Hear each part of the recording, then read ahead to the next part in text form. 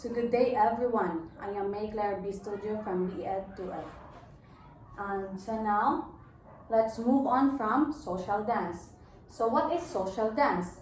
Social dance is a group dance or couple dance done for social and usually recreational purposes. So ang social dance kay, which is pwede siya group or pwede siya couple. So, a major category of dance, sociability, and socializing, the primary focus is on dancing. So, ang kaning social dance is more on focusing sa kuan siya, by partner. So, social dances are partner or group dances performed for recreation and socializing such as, so kaning social dance kay, ang example ani kay salsa, swing, waltz, and which prioritize enjoyment and interaction, performance, or competition. So now, ang social dance is na symbols. So the first symbol is R, which means right. And the second symbol is L, which means left. And the third is 2 times, or in the words 2 times. CT dot or count. Next is CT is or counts with S na siya. Next is M is measure. So now let's move on sa examples of Philippine folk dances.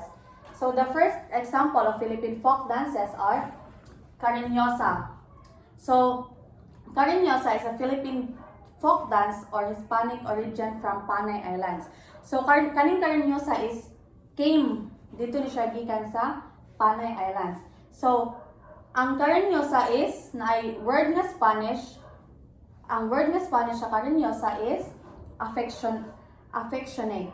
And the dance is a romantic courtship dance between a man and a woman. So kaning Cariñosa kay dili gini siya pwede girl o girl. So girl and boy gini siya kay, which is kuno ni siya for romantic dance ang kaning Cariñosa.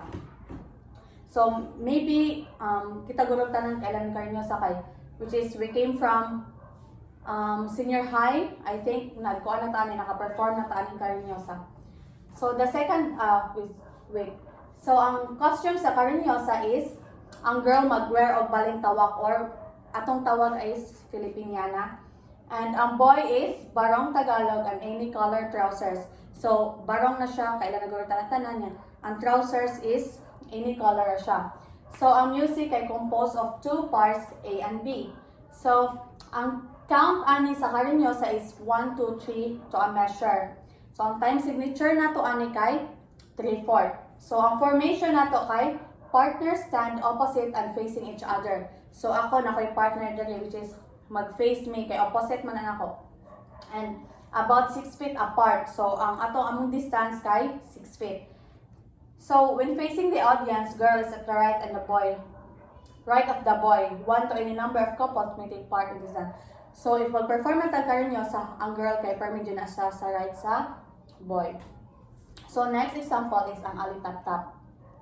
So, the Alitap-Tap is Philippine folk dance that originated in Batangas province. It mimics the movements of fireflies through dance step performed. So, ang Alitap-Tap, no, kay English Alitap-Tap, di ba, fireflies. So, which is, mag-dance ka na kay mura ka og fireflies. So, ang costume ani kay, narasya ka ng similarities gamay sa Cariñosa. Ang girls is mag-wear og balintawak, and boy is barong Tagalog, and dapat ang trouser is color white or siya, dili siya any color. So, ang music ay 2 parts, A and B. Ang count kay same ras sa Cariñosa. 1, 2, 3 to a measure. So, ang time signature na to ani kay 3/4. Ang formation kay partners stand opposite and facing each other about 6 feet, which is ang formation na to sa Alitap-Tap is the same ra gyapon sa Cariñosa. So, next is mo-proceed sa do's and don'ts in folk dancing. So, ang folk dancing kay na ay buhaton og sa mga sa dili buhaton. So, anita mag-first sa do's. Ang angay buhaton. First is perform in a natural, simple, and direct manner. So, while performing the folk dances, mag-perform ta nga, simple lang siya o natural. Dili lang tamag ka ng sama sa hip-hop dance nga grabe ka, pas-pas. So, next is execute steps with ease and smoothness. So, ang folk dances is, o sa Bisaya pa kay cha-cha. So, ang atong mga steps kay, sila mo move jud atong mga feet ana kay magamit man gyud atong tiil. So the third is wear the proper and prescribed costume for the dance. So dili pwede if mag-perform kag folk dances imong isulod kay shorts or kanang jeans. Dapat sundon jud to ang katong dapat sundon jud to ang costume. So the fourth is strictly follow directions and dance instructions as closely as possible. So sa folk dances kay naman tayo mga masunod.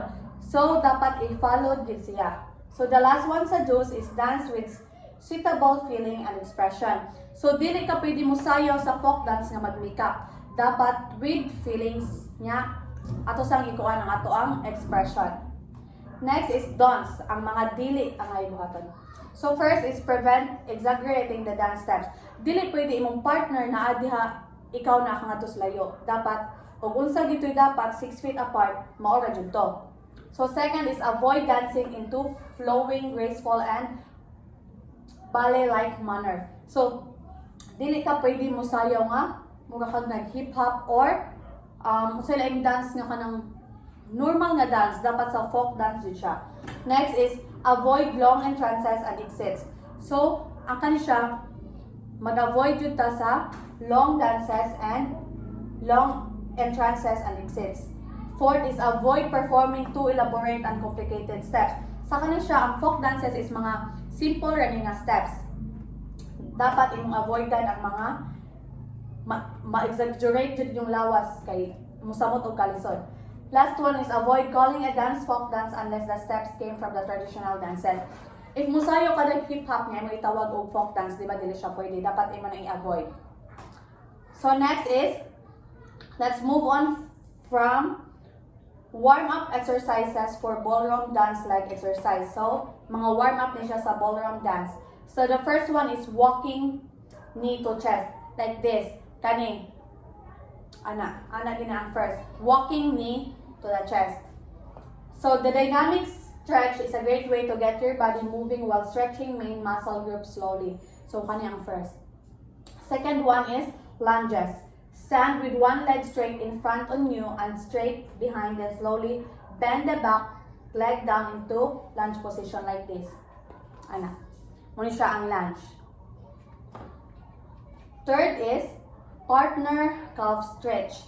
So kani mag-need ka og partner, which is stand face to your partner and lunge one leg back. Try to get the back heel on the floor for a nice calf stretch, while pushing against your partner's hands for resistance. So kani kay ana ni siya. Partner calf stretch. Mag-ana gyud siya ana yung forma. So na kay partner. So the fourth one is partner quad stretch. Use your partner as a balance point and grab the opposite leg into your hand to stretch your quad. The goal is to keep your balance while stretching the top leg. To get more a stretch, pull the foot higher. So kani which is nagi kay partner ani. Partner quad stretch. So the fifth one is salsa. Salsa is possibly one of the most famous social dance. So kani siya kay types ni siya sa folk dances ang kaning salsa.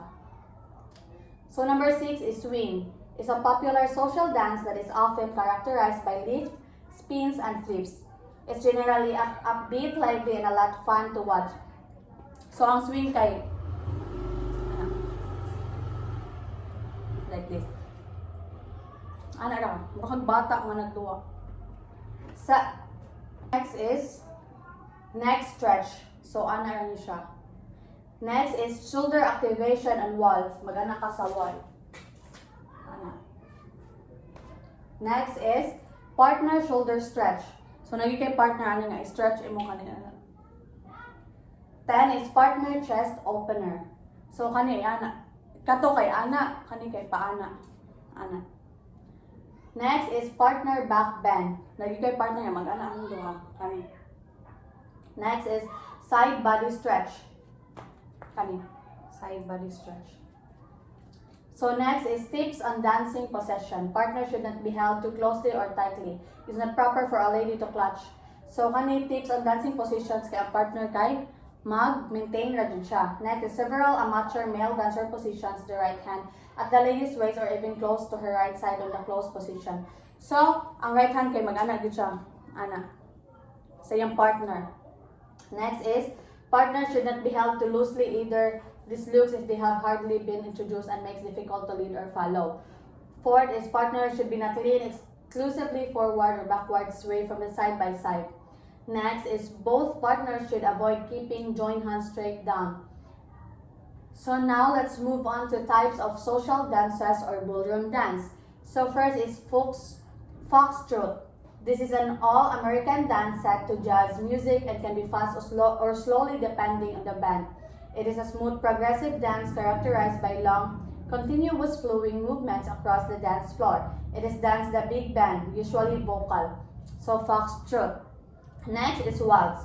The waltz is a soft, gentle, elegant, and romantic dance that uses following movements to make the dancers appear to float across the dance floor. Third is cha-cha, a fast ballroom dance or a Latin American. So, cha-cha kita.